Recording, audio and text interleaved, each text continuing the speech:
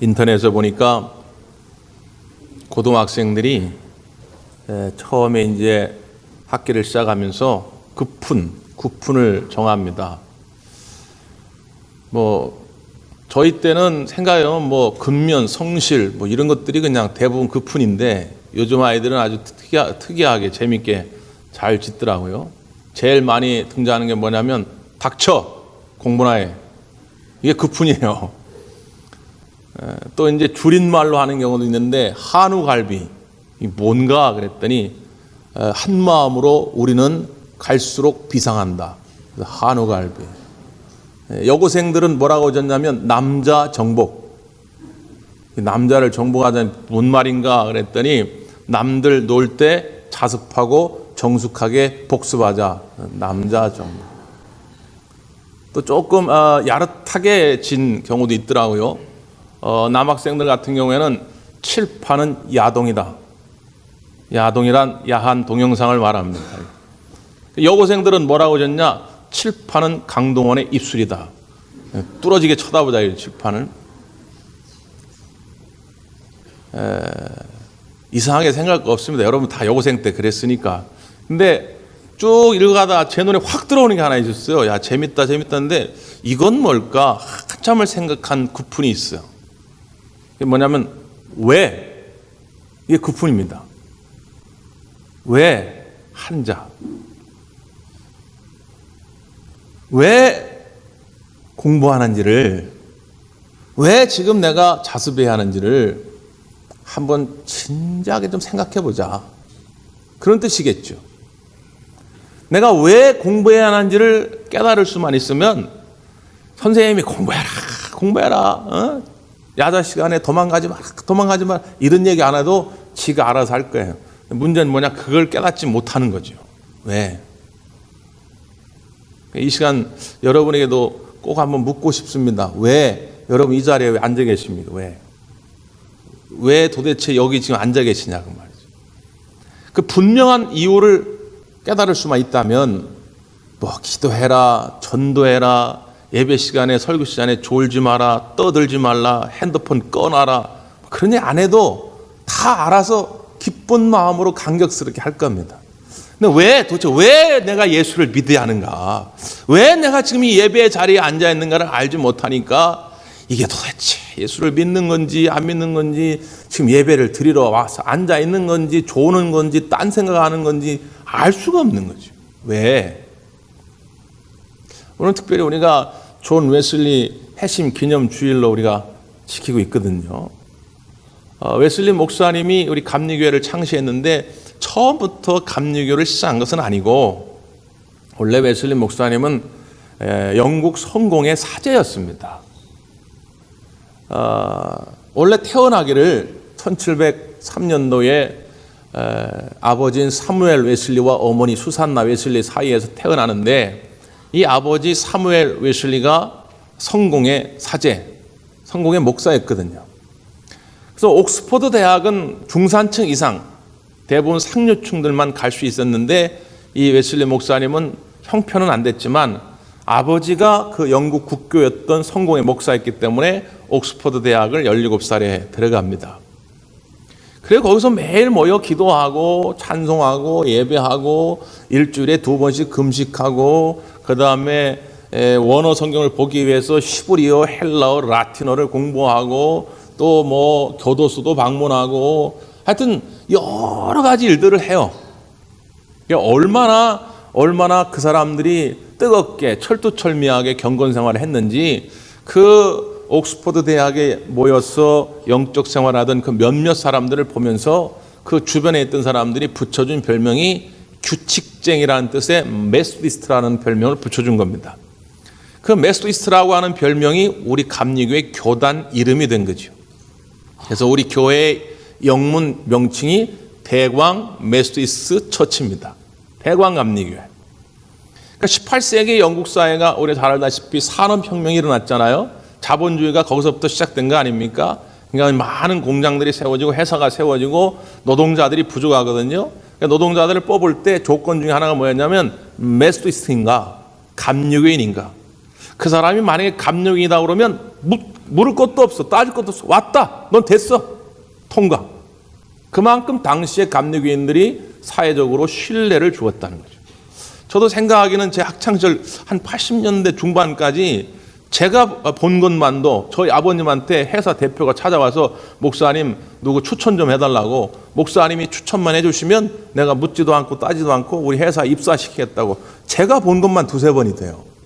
그러니까 우리 한국교회가 한 80년대 중반까지만 해도 그리스도인, 그런 뭔가 좀 믿을 만한 그런 사람이었다. 지금은 그리스도인이라고 해가지고 묻지도 않고 입사시키는 일 별로 없죠. 물론 종종 그런 거 있긴 하지만 그 옛날 같지는 않아요.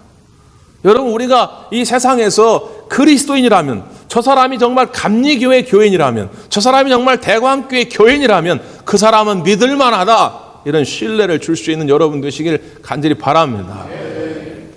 18세기 영국에서 감리교회 성도들은 그랬단 말이죠. 자, 이제 그 옥스퍼드 대학에서 공부를 하고 1725년에 22살의 나이로 영국 성공의 사제가 됩니다. 주내원 사제가 돼요. 근데 그 무렵에 영국 사회에 어떤 일들이 일어났느냐? 미국 땅이 발견이 된 거죠. 잘 아는 것처럼 영국 성공회가 국교인데 이 국교를 믿지 않는 다른 종교들을 박해하지요. 그래서 영국에 청교도들이 있었는데 이 청교도들이 그 박해를 피해서 미국으로 건너가게 됩니다. 그때도 많은 선교사들이, 많은 전도자들이 그 미국 땅에 가서 복음을 전하기 시작할 때에 웨슬리 목사님도 그 미국, 특별히 저 북미 지역의 조지아주를 향해서 가게 되죠. 그 영국에서 미국으로 건너가려면 배를 타고 갈 텐데 그 배를 타고 가다가 풍랑을 만나게 되고 거기서 몇 가지 영적 체험을 하게 됩니다. 그 대표적인 것이 보통 이제 영국에서 미국으로 이주해 가는 그 배 가운데 탄 사람들은 대부분 성공의 교인이 아니라 성공의 박해를 피해서 오는 사람들. 그들 가운데 누가 있었냐면 모라비안 교도들이 있었어요. 모라비안 교는 독일의 루터교의 분파입니다. 우리 감리교회가 영국 성공회에 나온 것처럼 이 모라비안 교는 독일의 루터교에서 나온 거거든요. 풍랑 속에서 웨슬리 목사님은 두려워 떠는데 그 모라비안 교도 사람들은 굉장히 평안하게 찬송을 불러요. 그래서 풍랑이 가라앉은 다음에 가서 묻죠. 두렵지 않았냐고. 그랬더니 우린 괜찮다고, 두렵지 않다고. 거기 어린아이들이 있는데 어린아이들조차도 우린 두렵지 않다고. 하나님이 우리를 지켜주실 것이라고. 우리는 하나님 나라야 천국에 가게 될 것이라고. 그걸 보면서 굉장히 큰 충격을 받아요.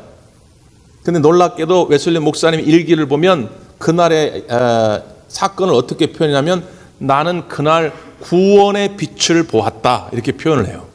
구원의 빛을 보았다. 그 충격을 통해서 구원이 무엇인가를 깨달은 거죠. 그러고 나서 그 다음에 그 모라비안 교회 그 스팡베르크라고 하는 목사에게 신앙 상담을 하게 될 때 자신의 그런 영적 상태를 말합니다.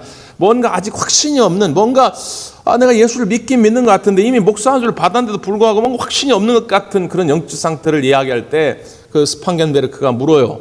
예수 그리스도가 누구이냐고. 그때 웨슬리 목사님이 예수님이 인류의 구세주임을 나는 믿노라.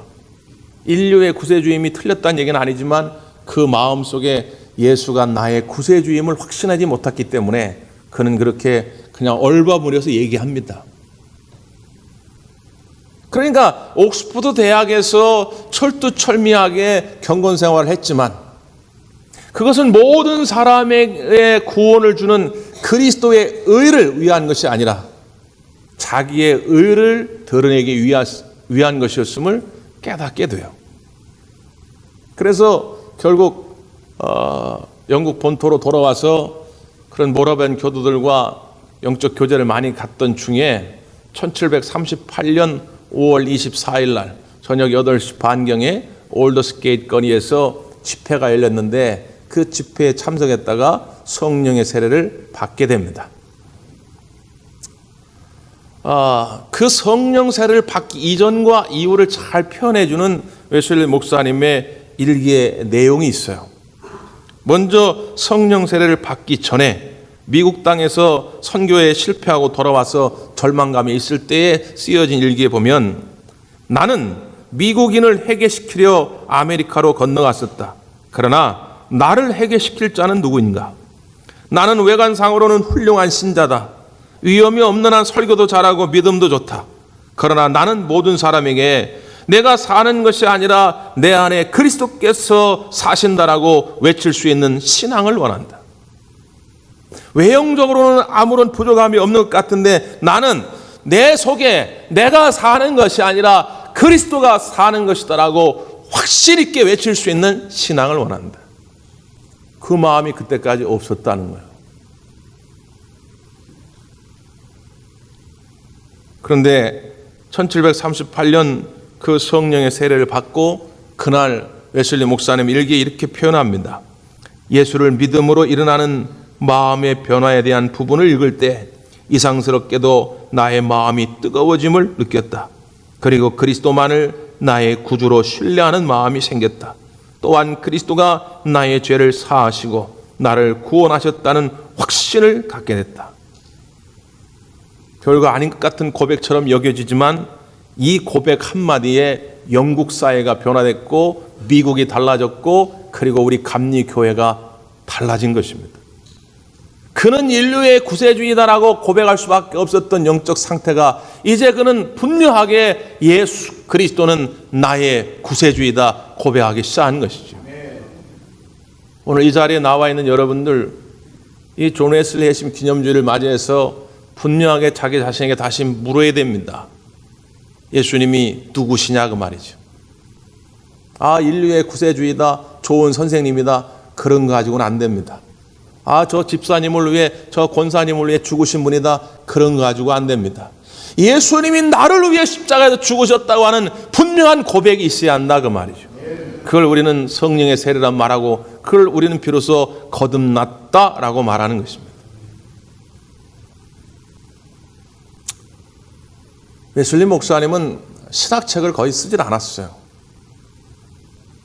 장로교회 출발했던 존 칼빈 같은 분은 책을 많이 썼는데 웨슬리 목사님은 신학자라기보단 목회자고 부흥 강사입니다. 그래서 우리가 이 웨슬리의 구원론 교리, 감리교의 교리를 공부할 때는 신학서적보다는 웨슬리 목사님의 설교집, 일기, 편지 이런 것들을 가지고 우리가 연구하고 그래서 감리교의 교리, 웨슬리의 교리를 공부합니다. 이 시간 그걸 조금 공부하려고 그래요. 이 성령의 세례를 받고 도대체 어떻게 웨슬리 목사님 변화됐고 왜 감리교회가 출발이 됐는가? 제가 이제 세례자 교육을 하게 되면 거의 그 묻는 질문 가운데 하나가 뭐냐면 목사님, 감리교회하고 장로교회하고는 어떻게 다릅니까? 이렇게 물어요. 그래서 제가 처음 이제 목회를 시작할 때, 우리 대왕께서도 온 지 얼마 안 됐을 때는 그게 정말 궁금해서 묻는 줄 알고, 아, 그래요? 그럼 제가 설명해 드리겠습니다. 그러고 감리교회와 장로교회의 출발이 왜 다른지, 감리교회를 교리적 기반이 됐던 웨슬리 목사님의 교리와 장로교회 기반이 되는 존 칼빈의 교리가 왜 다른지, 장로교의 튤립 교론, 절대적 타락, 견인의 은총 이런 건 뭔지 쫙 설명을 합니다. 근데 그때부터 눈빛이 흔들거리기 시작해요. 딴 데를 쳐다봅니다. 분명히 감리교회, 장로교회가 차이가 뭐냐 물어봤는데 그걸 설명해 주니까 딴 데 쳐다봐요. 아, 이게 뭘까? 이 성도 여러분들이 이걸 그냥 그것도 세례자 교육에서 이걸 신학적으로 이해하기는 굉장히 어렵구나. 그래서 요즘은 그런 걸 물어봐도 아유, 그거는 조금 이따 아시고 그냥 제가 역사적 그 사건 왜 이렇게 차이가 났는지, 루터는 독일에서 시작된 거고 칼빈은 프랑스 태생이지만 스위스에서 장로교 운동을 했고 그 다음에 웨슬리는 영국에서 감리교 운동을 했습니다. 요 정도만 알려드려요. 어차피 신학적 얘기하면 또 딴 데 쳐다보기 때문에.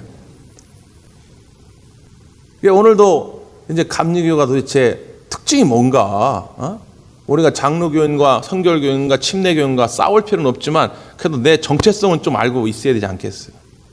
근데 또 설명하려면 또 딴 생각하시는 분들이 있는데 딴 생각하지 말고 좀 들어오세요. 웨슬리 목사님이 쓰신 편지 가운데 조지 다우닝이라고 하는 분에게 쓴 편지가 있어요. 왜 편지를 썼냐면 감리교 목사라면 반드시 이러한 교리를 설교해야 된다라고 하면서 보낸 편지 가운데 내용이에요. 제가 그대로 소개해 드릴게요.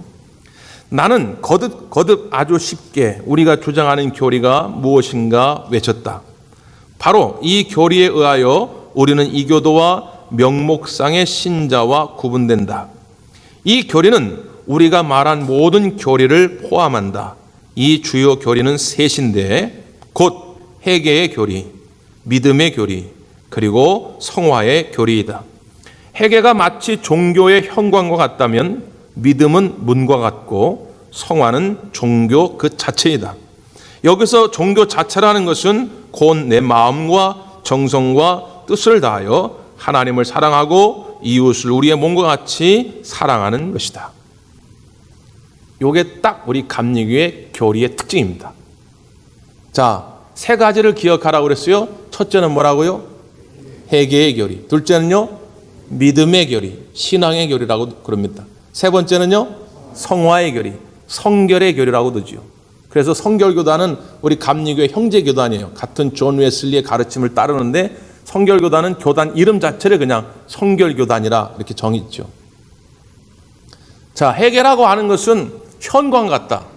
그러니까 우리 요즘 아파트로 생각하시면 안 되고 옛날에 요즘 전원주택처럼 이렇게 울타리가 있고 안에 집이 있는 옛날 그 영국 사람들은 대부분 그런 집에 살았는데 그런 처음에 현관 같아, 현관. 그러니까 구원을 이루려면 무조건 출발이에요. 회개는 기본이 기본. 그래서 회개를 딱 하면 그 현관을 딱 들어서는 거죠. 그리고 그 안에 이제 집에 들어가려면 뭘 열어야 돼요? 문을 열어야 돼요, 문. 믿음은 마치 그 문과 같다, 문.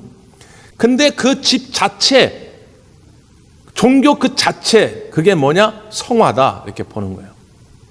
그래서 웨슬리 목사님은 회개와 그리고 이 믿음, 소위 말하는 믿음으로 거듭나는 거, 믿음으로 의인화되는 거, 그리고 성화의 삶, 이 전체를 구원으로 보는 거예요. 전체. 그 교단마다 그 강조점이 좀 달라요. 루터교나 장로교는 믿음으로 구원받는다라고 하는 데에 강조점이 있어요. 그건 역사적으로 그럴 수밖에 없었는데 루터가 왜 그걸 주장하게 됐냐면 중세 카톨릭 교회가 범한 실수 가운데 하나가 지나칠 정도로 행함을 중시한 거죠. 행함을 중시한 이유는 뭐냐면 교권을 위해서 그런 겁니다. 행함을 강조해야만이 사람들이 잘 따라오고 행함을 강조해야만이 물질을 드려요. 요즘에 이단들이 쓰는 방법이죠. 이단들은요, 우리처럼 그렇게 대충 안 합니다. 신천지나 하나님의 교회 보십시오. 헌금한다 그러면 그 전 재산을 그냥 바쳐요. 전 재산을. 그래서 하나님의 교회 돈이 많아가지고 요즘 이 기존 교회들 막 사들이지 않습니까? 그럼 왜 그러냐? 자꾸 그런 어떤 행위를 강조해.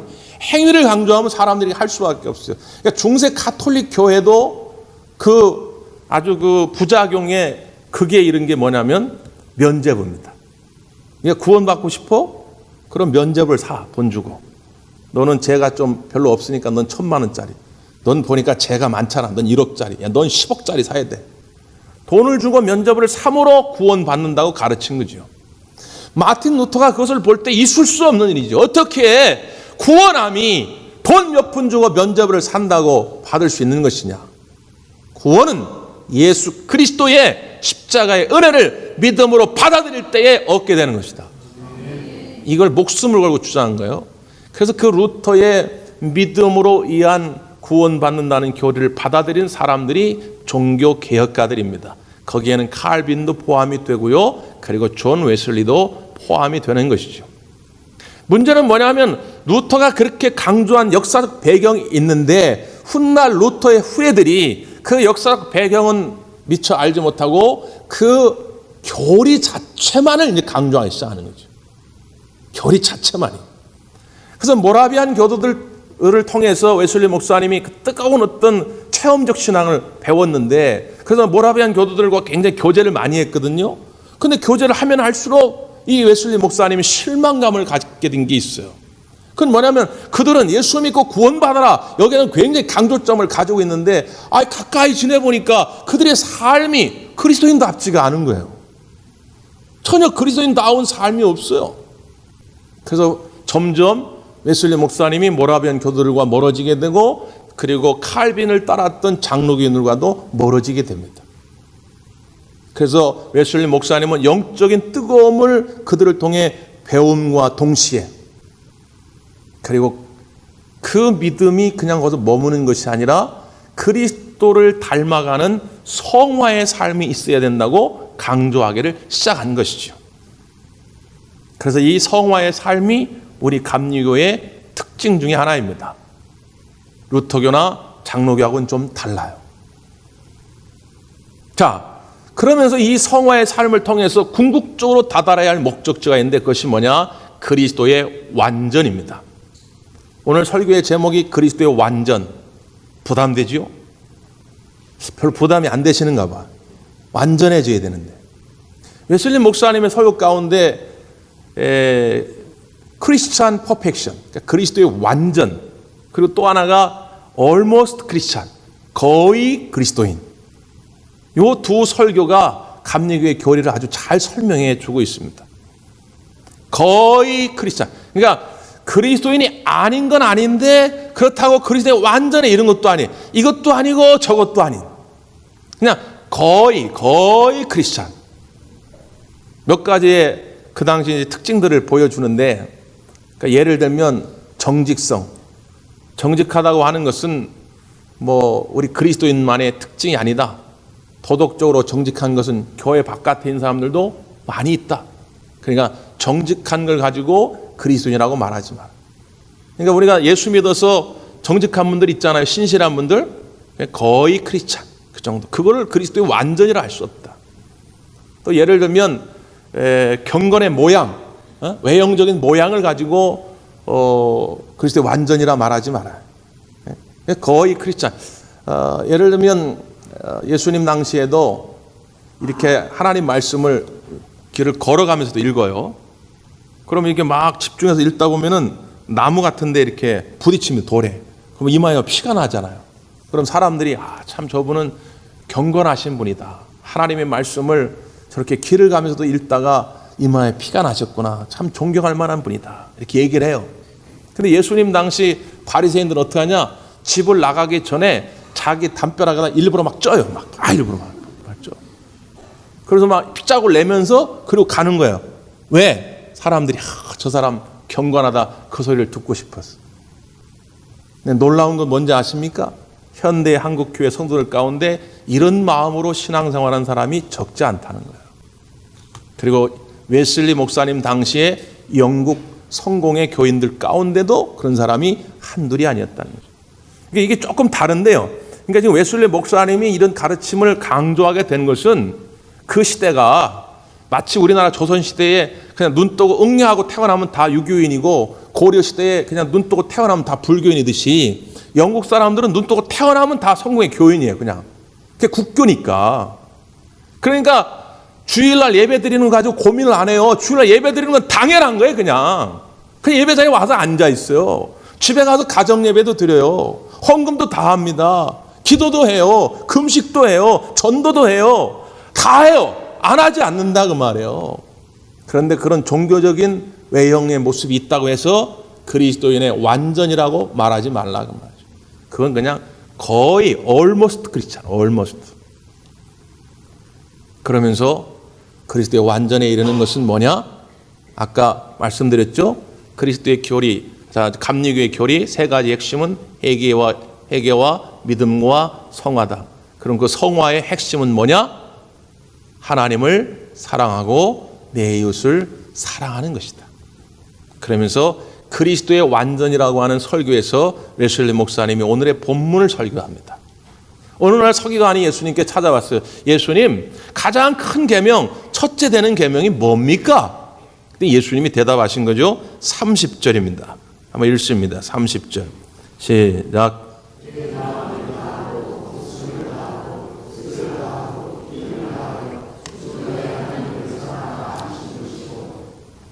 마음을 다하고 목숨을 다하고 뜻을 다하고 힘을 다하여 너의 하나님을 사랑하라. 이것이 첫째 되는 계명이다 하는 것은 뭐냐면 최고의 법이라는 것이죠. 혹시라도 그 밑에 있는 법들이 이 최고 상위법과 충돌하면 최고의 법을 버리는 것이 아니라 밑에 법을 버려야죠. 그런 거 아닙니까? 우리나라도 헌법이 있고 헌법 밑에 민법과 상법 여러 가지 법이 있는데 이 민법 상법이 아무리 옳다 할지라도 헌법 정신에 맞지 않으면 이 하위법을 고쳐야 한다 그 말이에요. 그런데 그냥 종교 생활에 빠진 사람들은 이 하위법을 위해서 최고의 법을 버리고 있다 그 말이에요. 하나님을 사랑하고 있느냐? 네 마음과 뜻과 정성을 다해서 사랑으로 넘쳐져 있느냐? 만약에 그렇지 못하다면, 그 하나님을 사랑하는 것에 방해된다면 그 하위법들, 종교적 어떤 행위들, 그런 것들은 내려놓을 수 있어야 됩니다.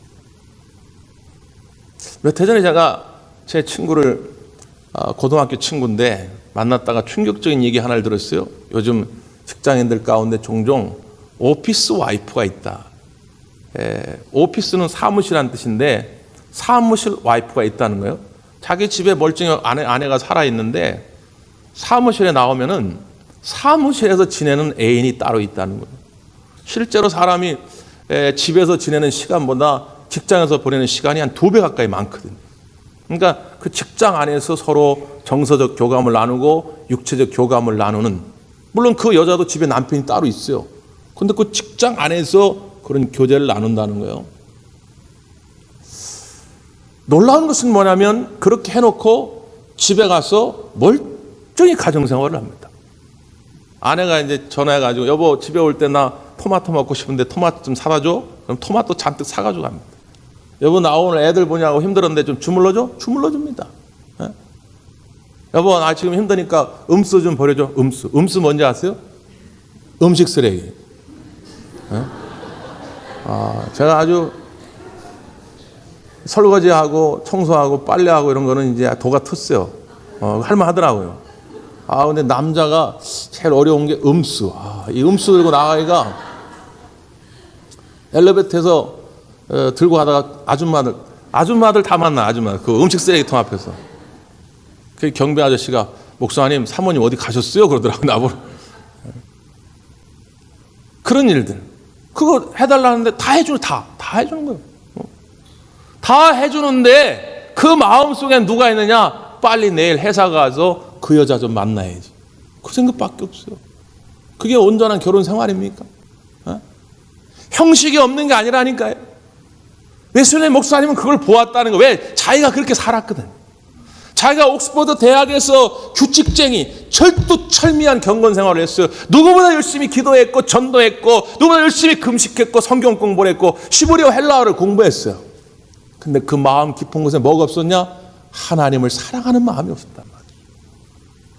그건 그리스도의 완전에 이르렀다고 말할 수가 없다 그 말이죠. 그리고 계속해서 예수님은 말씀하죠. 31절 시작.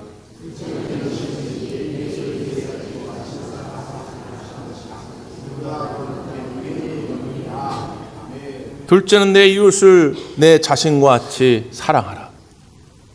그래야 그리스도의 완전에 이를 수 있다는 것입니다. 웨슬리 목사님은 이 두 가지가 떨어져 있는 것이 아니라 하나님이 우리를 사랑하는 것을 내가 깨닫게 되면 첫째 내가 하나님을 사랑하게 되고 그 하나님의 사랑 때문에 저절로 내 이웃을 내 몸처럼 사랑하게 된다는 거예요. 하나님을 향한 사랑에서 나오는 이웃 사랑, 비로소 그리스도의 완전에 이를 수 있다는 것이죠. 저 마포 양화진 선교사 모역에 가면 우리나라에 와서 모든 걸 내어주셨던 선교사들의 무덤들이 있습니다. 우리 감리교를 우리나라에 처음 전해주신 아펜젤라 선교사, 물론 아펜젤라 선교사 모역에는 주검이 없어요. 아펜 선교사는 바다에서 순교를 하셨기 때문에 무덤만 있죠. 근데 그 양화진 선교사의 모역에 제일 먼저 안장되신 분이 누구냐면 알렌 선교사. 옛날에 SBS 드라마에서 했었는 제중원, 광해원이었다가 나중에 제중원으로 바뀌잖아요. 그 제중원을 처음 설립한 분. 우리나라 신식병원 최초의 재중원을 만드신 분이 알렌 선교사입니다. 이분이 양화진 선교사 묘역에 처음 안장되었는데 그 알렌 선교사의 묘비명엔 뭐라고 써있냐면 하나님의 아들이 나를 사랑하셨네. 그분이 나를 위해 죽으셨네. 그게 묘비명입니다. 그분이 생전에 늘 강조했던 신앙 고백입니다. 당시에 서양 사람들의 관점으로 보면 우리나라는 요즘 표현으로 듣보잡이에요. 듣보잡. 듣지도 보지도 못한 작것들이에요. 그저 아주 미개한. 우리가 지금 선입견을 가지고 저 아프리카의 원주민을 보면 약간 좀 뭔가 이렇게 미개한 사람 보듯이 서양 사람들이 우리나라 사람을 볼 때 그 당시 말이에요. 듣도 보다 그런 민족입니다. 근데 이 알렌 선교사 본국에 만약에 그냥 있었더라면 그가 가지고 있는 의료 기술을 가지고 누구보다도 편안하게 누구보다도 부유하게 살 수 있었어요. 그럼에도 불구하고 그 모든 것을 다 내려놓고 이 땅에 와서 이 조선 사람들을 위해서 죽어왔던 이유는 단 한 가지. 하나님의 아들 그분이 나를 사랑하셨고 나를 위해 죽으셨네. 그 십자가의 사랑 때문에 여기 와서 죽으신 거라 그 말이에요. 이건 뗄래야 뗄 수가 없는 거예요. 나는 하나님을 사랑합니다. 근데 저 인간은 배기 싫어요. 그건 온전한 그리스도의 완전이 아니다 말이죠. 그건 온전한 믿음이 아니다 그 말이에요. 당신이 정말 하나님을 사랑한다면, 하나님 신 그 사랑이 내 안에 넘쳐난다면 내 이웃을 사랑할 수밖에 없다는 거죠. 윤리적으로 도덕적으로 우리가 완전해질 수는 없습니다. 그러나 여러분, 존 웨슬리 핵심 기념주일 이 아침에 우리 주님은 다시 우리에게 묻는 거예요. 여러분의 마음속에 하나님을 향한 분명한 사랑이 있는가? 여러분들 마음속에 이웃을 향한 분명한 그 사랑이 있는가? 다시 한번 되돌아보는 한 주간이 되시기를 간절히 바랍니다. 기도하겠습니다.